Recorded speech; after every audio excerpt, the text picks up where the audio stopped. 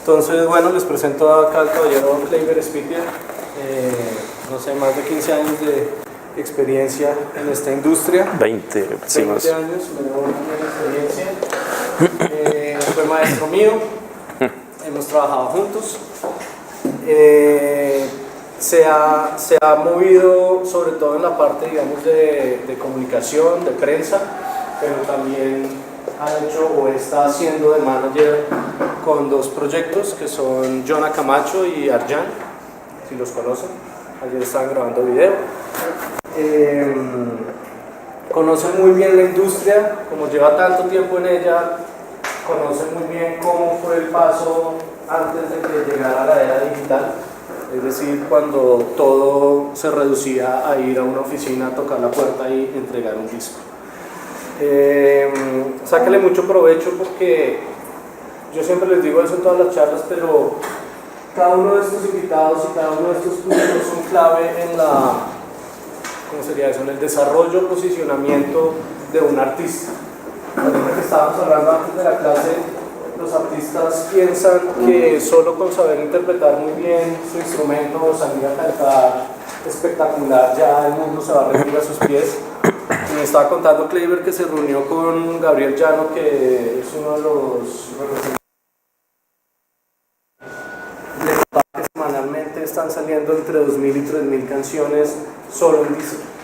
Súmenle a eso las que están saliendo en Spotify y en las demás plataformas. Entonces, una de las maneras en las que uno puede intentar sobresalir de toda esa cantidad de música y de ruido que hay es mediante la promoción, lo cual es importantísimo. Sin promoción pues no ocurre nada. No sé si hay algo que se me haya quedado por ahí de... No, pues bueno, complemento. Es docente en SAE, por si conocen SAE, y hace parte también del clúster de música de la Cámara de Comercio. Entonces también si tienen preguntas por ese lado, aprovechen. Buenos días. Como Santi ya me presentó, pues hacerle en resumido, hace más de 20 años estoy en la industria musical, desde ser mensajero a llegar a trabajar con una compañía discográfica multinacional como Universal Music y ser el coordinador latino. ¿Se acuerdan de la camisa negra de Juanes cuando se lanzó? Ahí en ese momento fui el coordinador latino de ese lanzamiento, y de ahí parte un espacio de la época del tropipop, que muchos también de pronto la conocen, les gusta, a otros sí, a otros no. Yo hice parte de ese movimiento, pues fui pieza fundamental en el marketing y promoción de los artistas de esa época, y hace también, digamos que unos 8 años estoy trabajando independiente. Digamos que todo ese enfoque fue promocional en marketing, en medios de comunicación tradicional masivos. Pero también hubo un momento en que empecé a trabajar cuando la época del tropipop, el management, el booking, el estar detrás de las bandas, de lo que se hace, bueno, en fin. Y eso me dio pie a como argumentos para poder emprender independiente. Y hoy en día trabajo con una compañía que se llama Decimal Talent, pues somos socios en proyectos como Chucky Town, Adriana Lucía, Alex Campos, bueno, etcétera, y dentro de esos tengo dos artistas que son emergentes, que se llama uno Jonah Camacho y el otro Arjan. Uno es pop alternativo y el otro es urbano. Uno lo tengo firmado con Sony Music y el otro lo tengo firmado con Cosmos en México y con Peer Music en Estados Unidos, que es, bueno, etcétera. Pero digamos que toda esa carreta, lo que estaba diciendo, sí, soy docente en Music Business en SAE, también pertenezco al clúster de música de Bogotá y también pertenezco a las mesas sectoriales de música del SENA. Pero digamos que toda esa carreta no es válida si no estoy adaptado en lo que está pasando hoy en día en la industria. Yo les puedo hablar de muchos casos puntuales que han pasado, pero todos los días esta industria está en movimiento y en constante cambio. Sobre todo lo que estaba hablando Santi cuando hizo la introducción, y es que más o menos 80.000 canciones a 90.000 canciones semanales están saliendo en el mundo. y en Colombia específicamente son más o menos un promedio de 2.000 a 3.000 canciones. ¿Eso qué quiere decir? Pues que el consumo ha cambiado bastante drástico de música, pero específicamente es porque antes la promoción artística se centraba en la radio, en la prensa y en la televisión. Antes era lo que alguien les impusiera, ¿cierto? Un tercero le daba clic a una emisora en una consola y era lo que ustedes escuchaban, o pues los que escuchaban en ese momento, o te mostraban en televisión o te mostraban en prensa, y eso era lo que te ponían y te imponían, ¿cierto? Hoy en día pues existen estos aparatos donde simplemente tú tienes el control y lo que quieras escuchar en el momento que quieras escuchar. Es ahí donde, sobre todo, esta nueva generación se confunde. Digamos que dicen que esta es la solución, el tener la información tan cerca.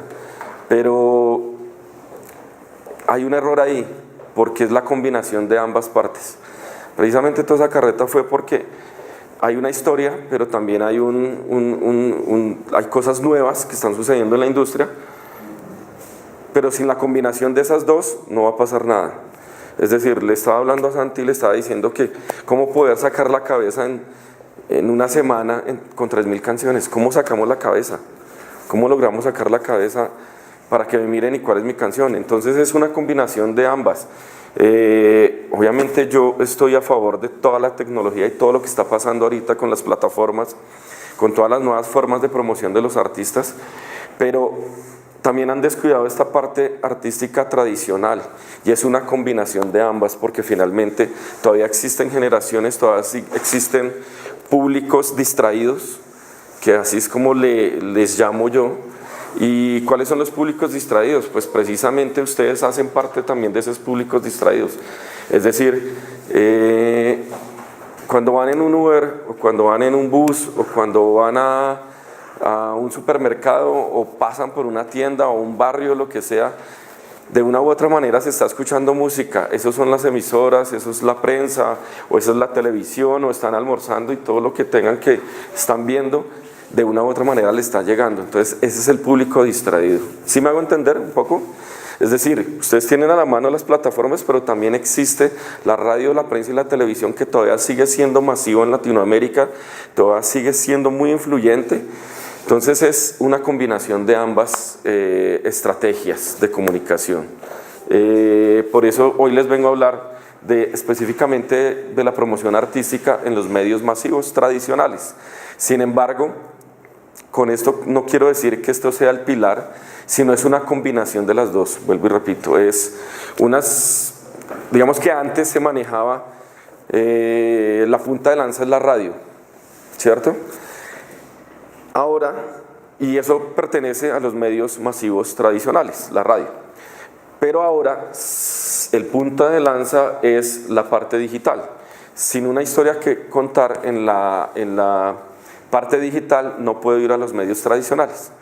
Antes era al contrario, los medios tradicionales primeros, y después rebotaban a las internet, o a sus páginas, o al Facebook, que fue primero la red social que empezó a difundir muchas cosas.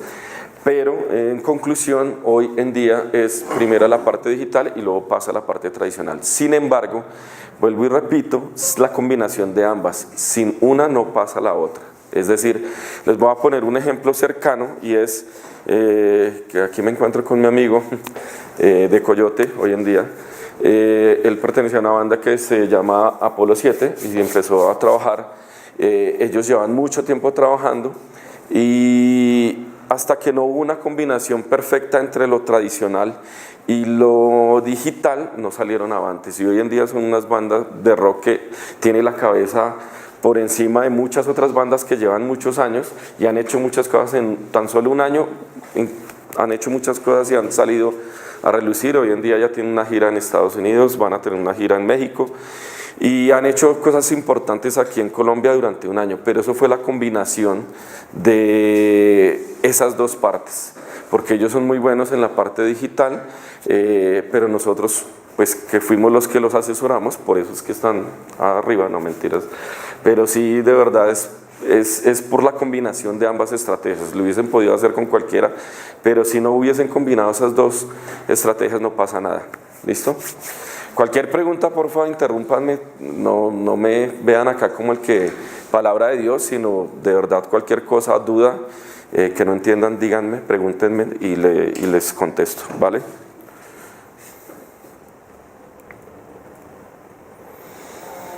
¿Qué es promoción? ¿Quién sabe qué es promoción? ¿Quién me dice qué es promoción? ¿Tienen idea?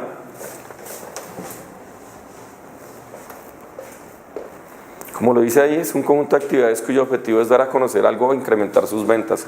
La promoción artística es la herramienta más importante en la carrera de un artista, ya que por medio de ella se da a conocer al público. Las formas de promoción de mayor influencia en los medios son radio, prensa y televisión. Eso era lo que yo les estaba diciendo ahorita en un momento determinado.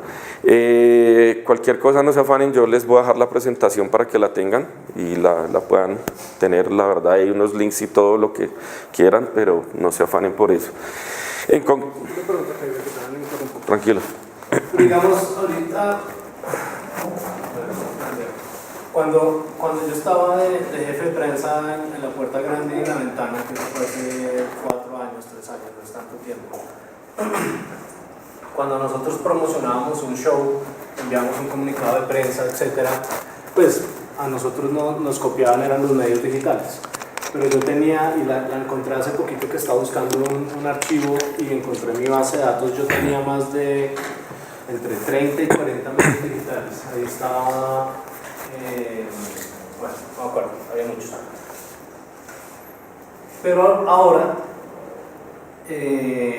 como que uno empieza a hacer el ejercicio de, bueno, aquí les voy a mandar este comunicado y uno empieza a contar con los dedos de las manos y ya, no hay más. O sea, es como ahorita Shock, que está relanzándose, como no sé, un intento de volver a captar audiencias. Está Noisy, está Cartel Urbano, bueno, por ahí de hecho me cuesta trabajo como nombrarlas, pensarlas. ¿Cómo afecta, o sea, eso mismo que pasa como en prensa, digamos, que sería la escrita, así sea digital, eso mismo se ha visto en televisión y radio? ¿Que se hayan como reducido o que hayan quedado solamente como las grandes casas? Sí, total, sobre todo en la televisión y la prensa sucedió eso. Es decir, cuando en la época que vos estabas manejando la Puerta Grande, había más de 40 medios digitales, pero es que en esa época estaban creciendo, estaba el auge de los medios digitales y no estaba tan grande las redes sociales. Entonces digamos que la comunicación cambia en el momento en que las redes sociales empiezan a crecer. Entonces por eso ya dejan de existir muchas portales, porque ya no es directo, sino son las redes sociales las que mandan básicamente.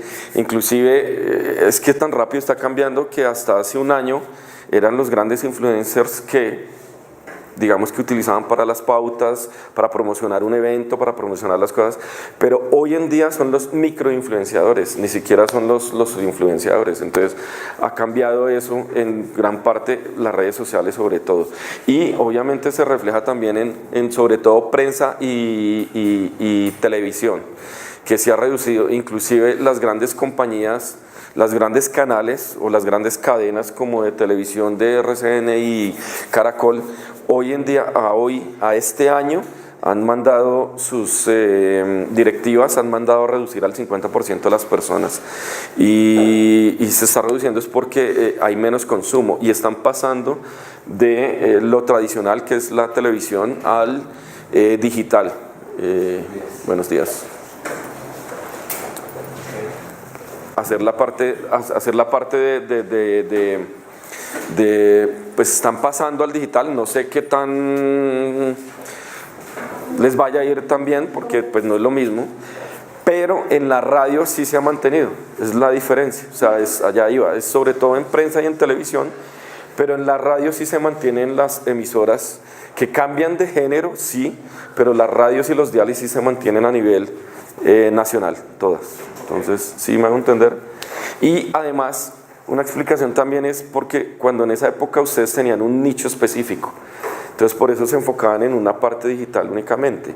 Pero digamos que venues, en esa época habían venues como, bueno, no venues, sino eventos específicos que se enfocaban también en hacer free press en los grandes masivos. Ustedes se enfocaban en el digital porque era el nicho que necesitaban y que era que llegaba. ¿Sí me hago entender? Eso es un poco eso, la explicación. Yo tengo una pregunta. Digamos, dices que la gestión de medios tradicionales es igual de importante para la combinación y lograr tener un impacto general como grupo, ¿no? ¿Qué tipo de técnicas puede uno utilizar para crear una mediación y hacer propicio que una banda pueda sonar en radio? O sea, ¿cómo puede llegar una banda a decir, mire, este es mi proyecto, pasa esto, es esta música, estamos haciendo esto y esto y esto y esto, y que sea de una manera efectiva? Porque yo creo que está como la trivialidad de decir lo que decía el profesor, grabar el disco, mire, esta es mi banda, escúchela, si le gusta, póngale. Primero que todo radica, para mí, digamos que es como un... hay una palabra que están utilizando mucho hoy los nuevos de mercadeo en la industria y es increciendo, en crecimiento. Entonces ese increciendo es, yo empiezo primero por la música. Primero de todo es la música. ¿Cuál es mi música? ¿Qué música estoy presentando? El diferencial. Digamos que aquí hago un trabajo de... Hoy en día ya me siento a hacerlo y es un trabajo de AIR. Es un trabajo de escogencias de canciones y un trabajo de escogencia de música. ¿Cómo voy a sacar la cara y la cabeza un poquito durante compitiendo con todas las bandas de mis mismos géneros? ¿Cómo saco y cómo hago la diferencia? Empezando por ahí la música. Segundo es cómo tengo mis redes sociales yo. Primero que todo, hoy en día el primer público y el primer, las primeras fans míos de mi banda a los que yo le llego es el público de mis redes sociales. Recuerden que las redes sociales tienen una redención del 10% más o menos. Entonces, entre más yo crezca mis redes, pues va más crecer mis fans. Entonces, ese 10% que quiero redimir es donde entre más gordas estén las redes y entre más engagement hagan mis cosas, es importante. Eso es como los primeros pasos que hay que dar. ¿Por qué? Porque yo cuando saque mi música, lo primero que yo hago es hoy en día llevarla a un agregador digital, donde ese agregador la distribuye en todas las plataformas, ¿cierto? Digitales, y las plataformas digitales empiezan a mostrar su música. Pero ¿cuál es el primer fan suyo? Es sus propias redes sociales, su propio público. ¿Sí me hago entender? Entonces ahí empieza toda una historia que contar. Entonces, para mí, el primer paso es el crecimiento de las redes sociales de cada artista en ese momento. Porque cuando saque mi música, debe haber una historia que contar, ¿cierto? Si yo saco un video, ¿cuántos me van a ir a ver? ¿Cuántos me lo van a pasar? Y con esa historia yo voy a una radio a contar. Es que mire que yo tengo muchos seguidores, mire que yo ya he hecho unos conciertos, mire que a través de esto es poco es eso. Eso fue lo que se hizo básicamente, el ejemplo de Apolo básicamente fue eso. El crecimiento digital primero y después se pasó a la radio tradicional, que fue radiónica y radioactiva exclusivamente, ¿sí? Más o menos. ¿Sí? ¿Contestada la pregunta?